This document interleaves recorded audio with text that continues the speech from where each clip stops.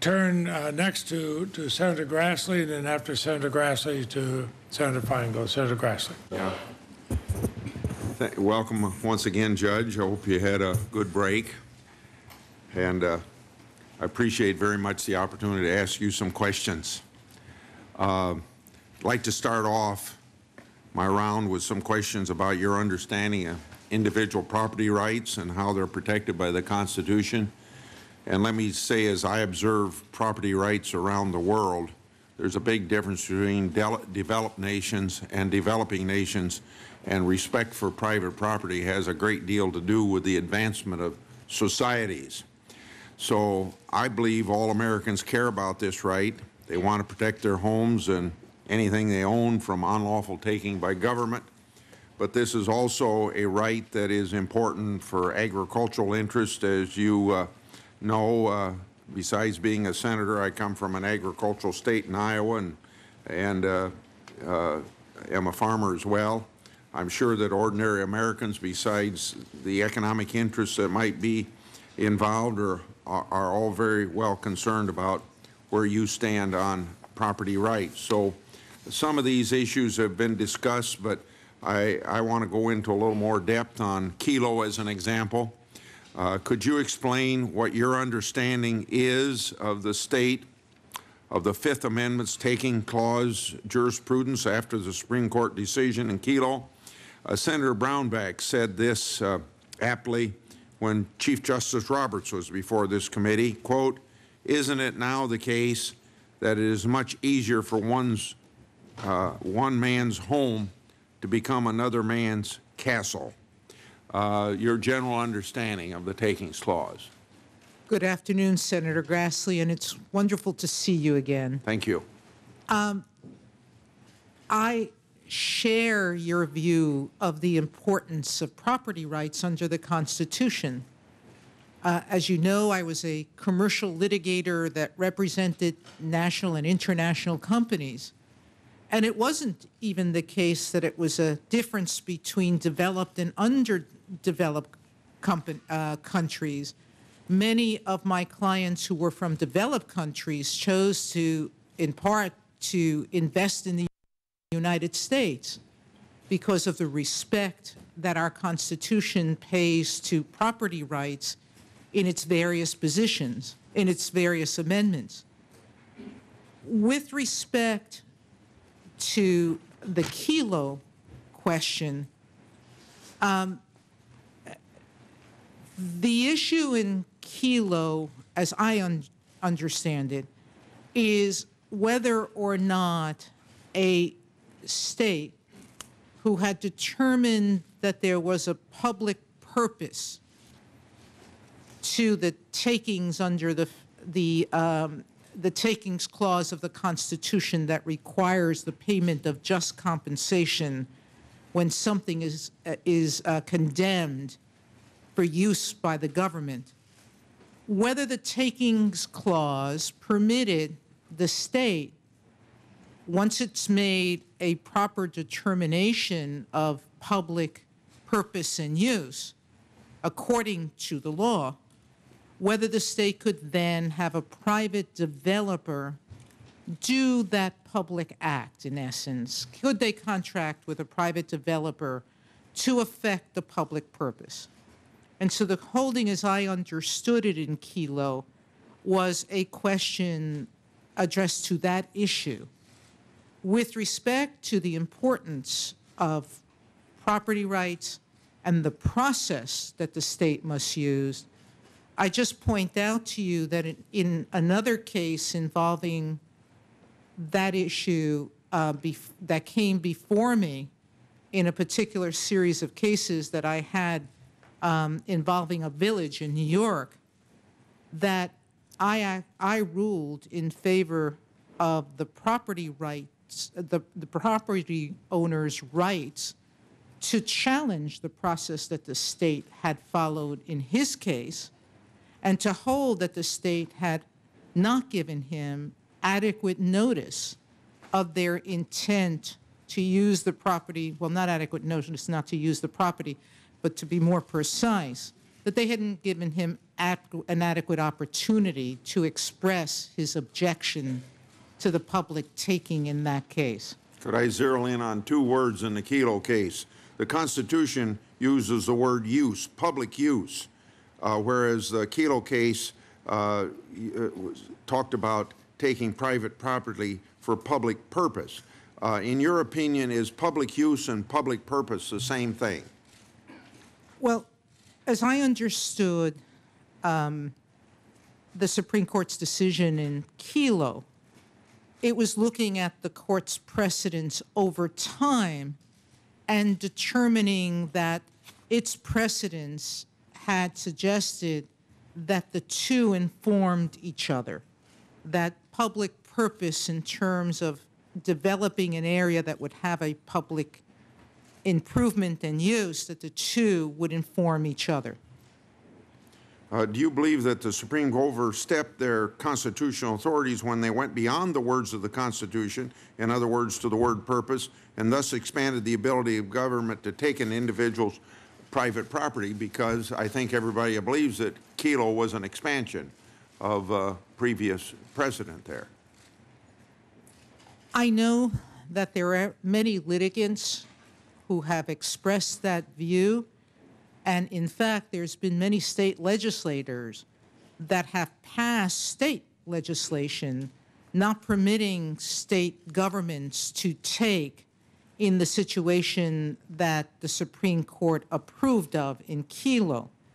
The question of whether the Supreme Court overstepped the Constitution, as I've indicated, the court, at least my understanding of the majority's opinion, believed and explained why it thought not. I have to accept, because it is precedent, that as precedent, and so I can't comment further than to say that I understand the questions and I understand what state legislatures have done and would have to await another situation, or the court would, to apply the holding in that case.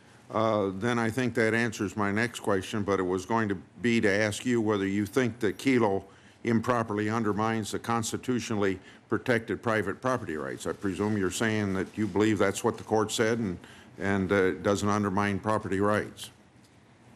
I can only talk about what the court said in the context of that particular case, and to explain that it is the court's holding, and so it's entitled to stare decisis effect and deference.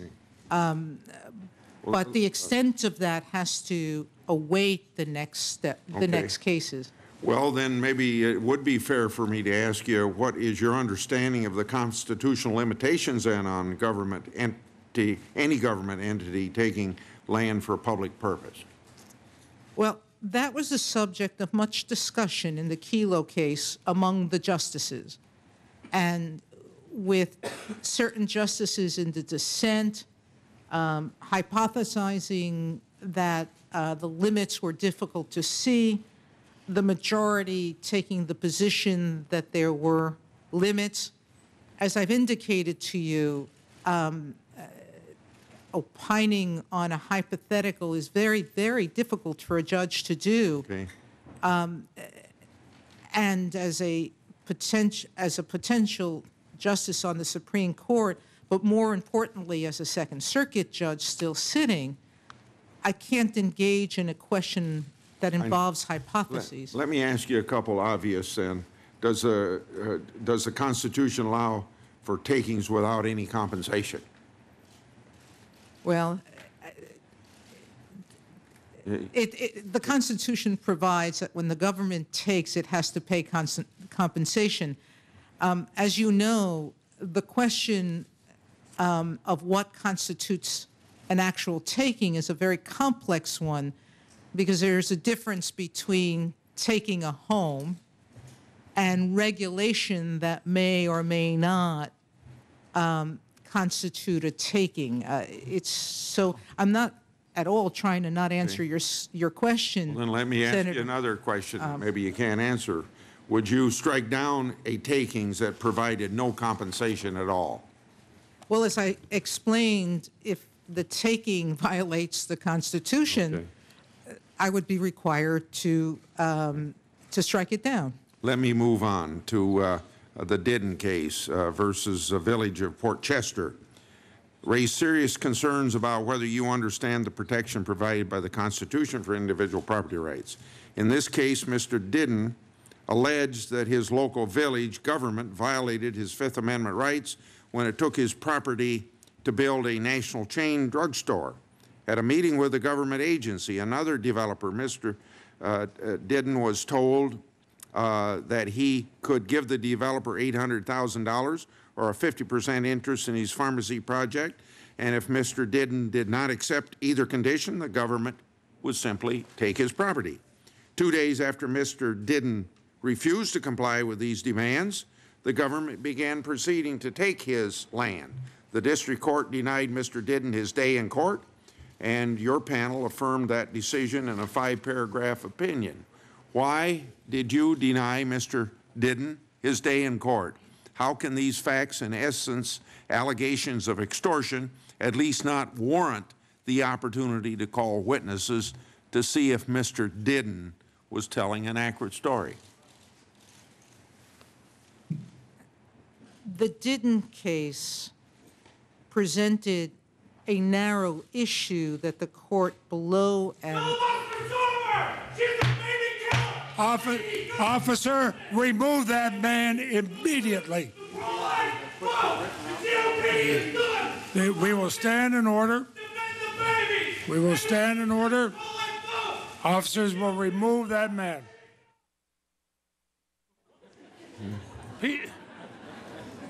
And they did. And they did. Again, both Senator Sessions and I have said, as all previous chairs and ranking members of this have said, this is a hearing of the United States Senate. The judge deserves respect. Senators asking questions deserve respect. I will order the removal of anyone who disrupts it, whether they are supportive of the nominee or opposed to the nominee, whether they're supportive of a position I take or opposed to it. We will have the respect that should be accorded to both the nominee and to the United States Senate. Thank you, Mr. Chairman. I think you've handled this well throughout, and I support you 100%. Thank you. Senator Grassley, we did stop the clock there, so it did not take from your time. Well, thank you. People always say I have the ability to turn people on.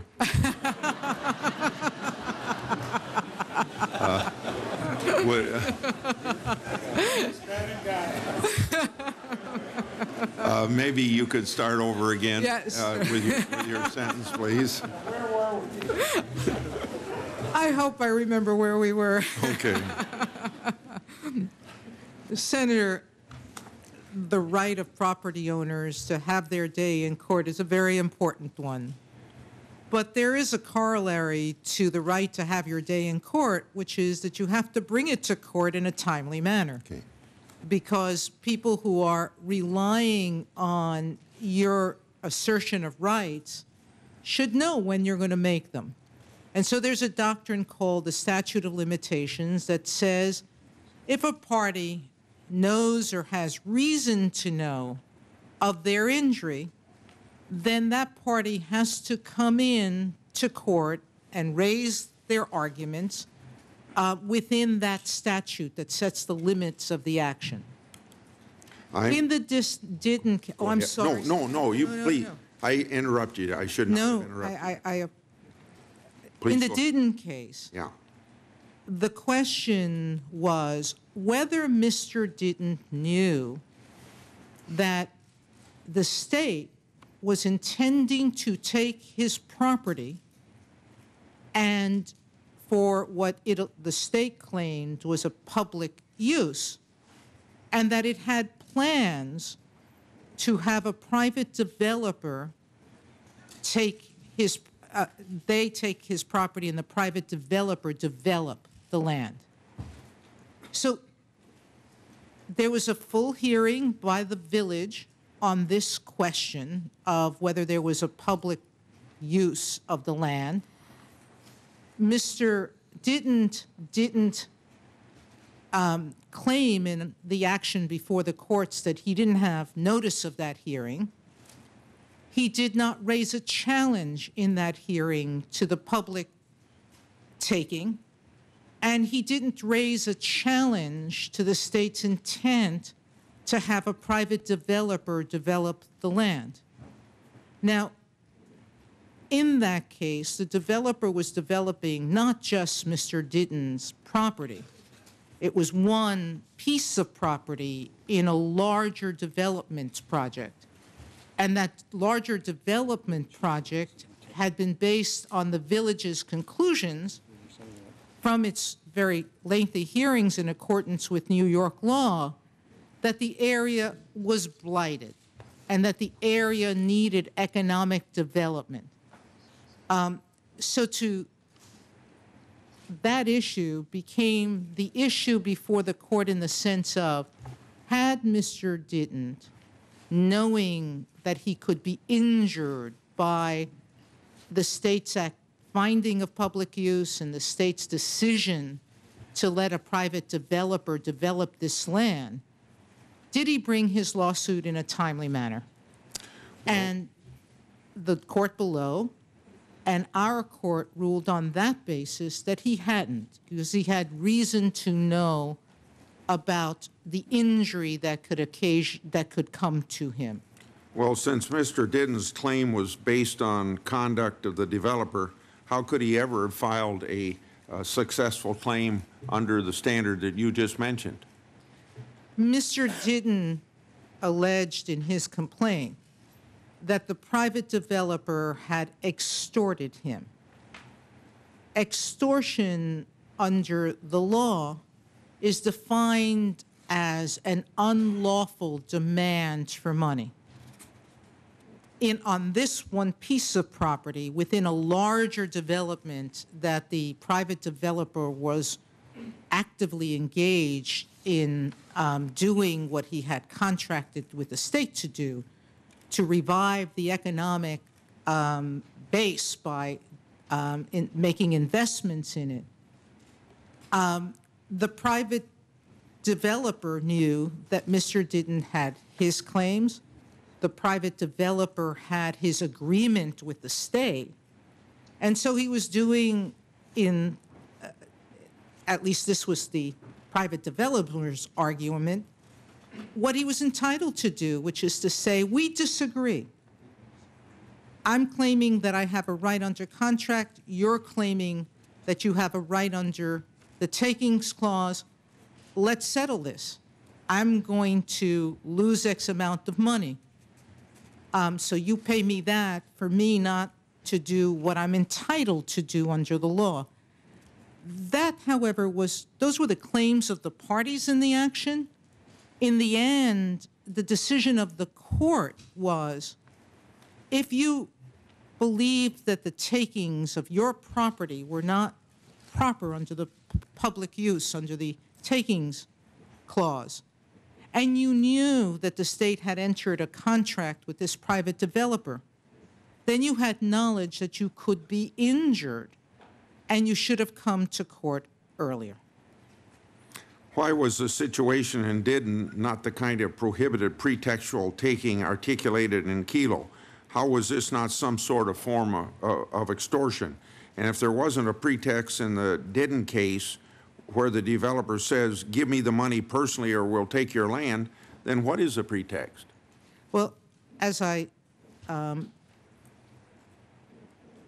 have described the case, yes, I understand. The question comes up in the context of, what did Mr. Ditton know? Did he have enough to know he could be injured? Was there no public use to which the property would apply? And what rights did the private developer have with the state? And so the extortion question came up in a legal context surrounding the relative rights of the parties. And so, as I said, extortion is a term, a legal term, which is someone demanding money with no lawful claim to it. I'm simplifying because there's different definitions of extortion that apply to different situations. But in the context of this case, that's the simplest description of the case, I believe. The Second Circuit panel in Didden took over a year to issue its ruling, suggesting that you understood the novelty and importance of this case, yet your opinion dealt with Mr. Didden's Fifth Amendment claim in just one paragraph. Did you believe that this was an ordinary takings case? Well, cases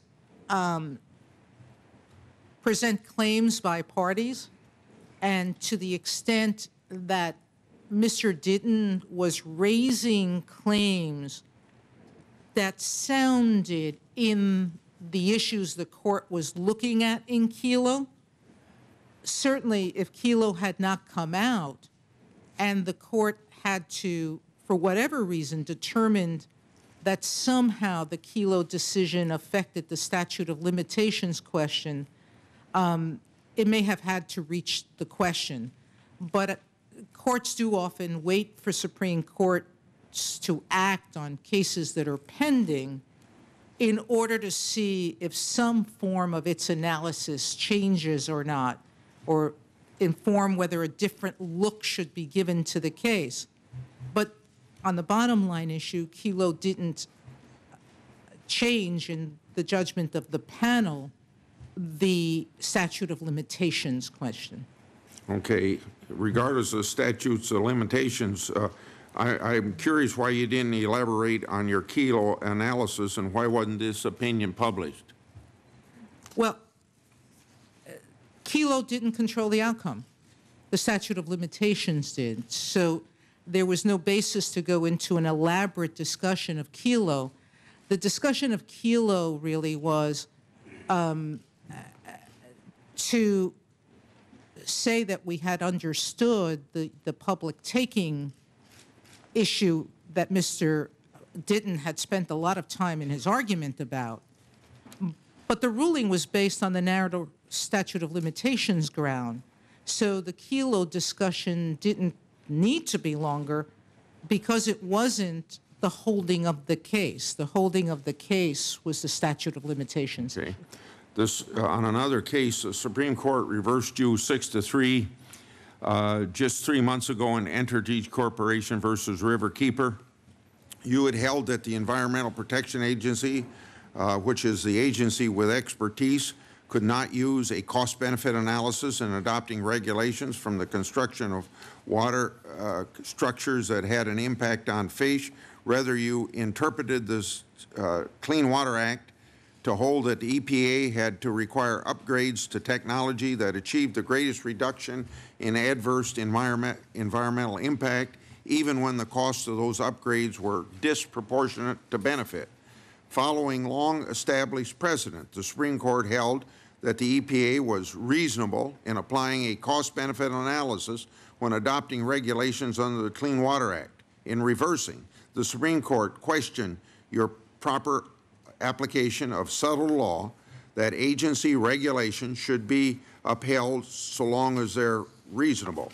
Under Chevron, agency interpretation of statutes are entitled to deference so long as they're reasonable. In other words, if they aren't capricious and arbitrary.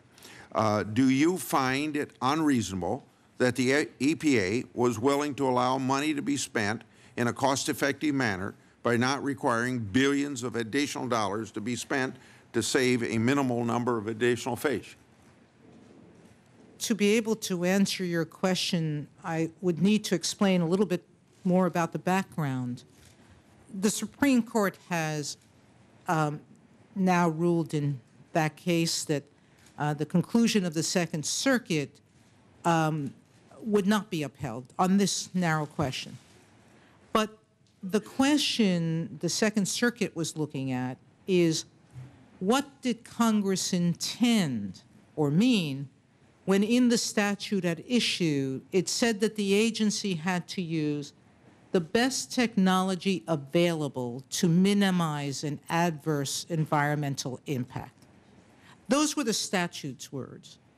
In looking at that, the circuit applied general statutory construction principles, which is, in our judgment, what was the ordinary meaning of that, and Are you saying you're not bound by Chevron then? Oh, no, absolutely not. Okay, go ahead.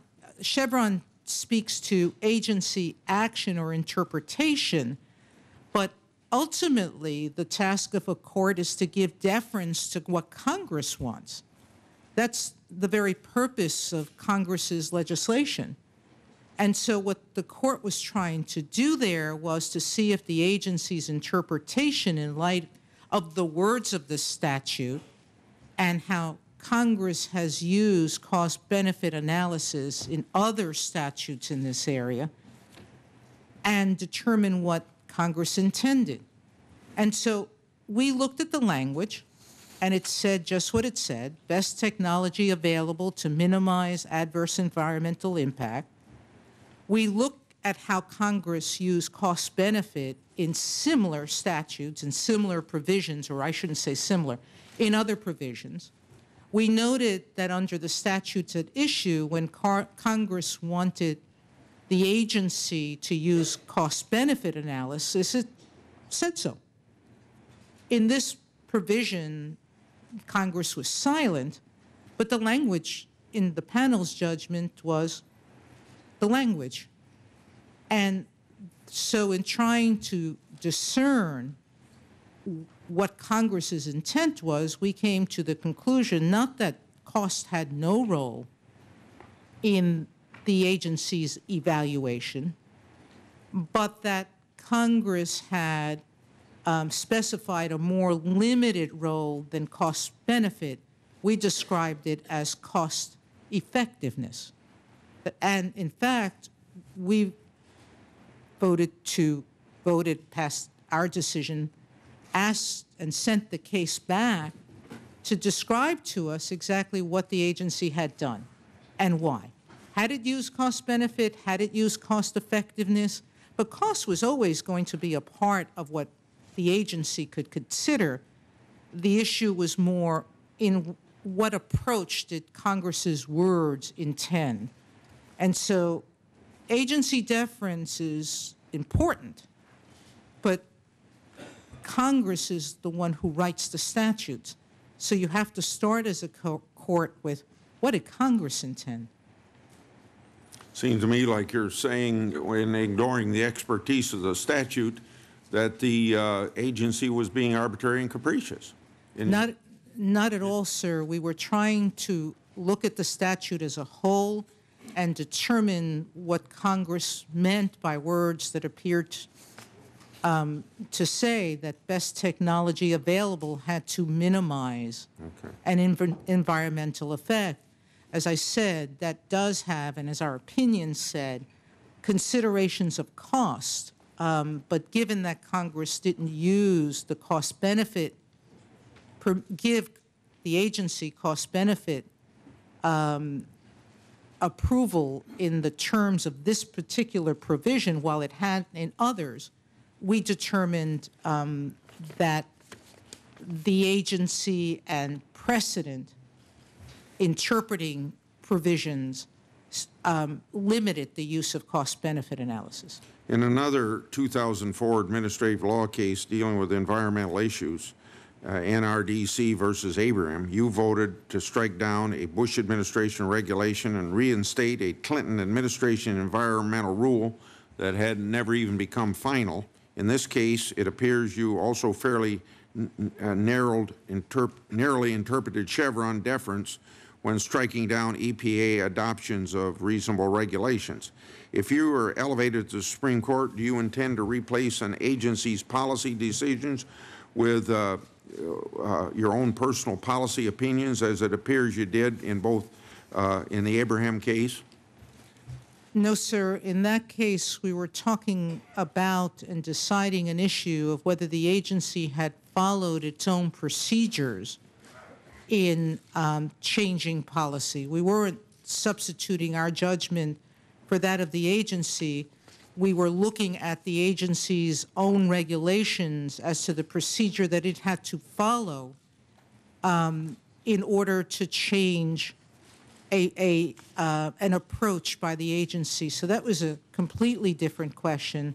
With respect to deference to administrative bodies in case after case, where Chevron deference required deference, I have voted in favor of upholding executive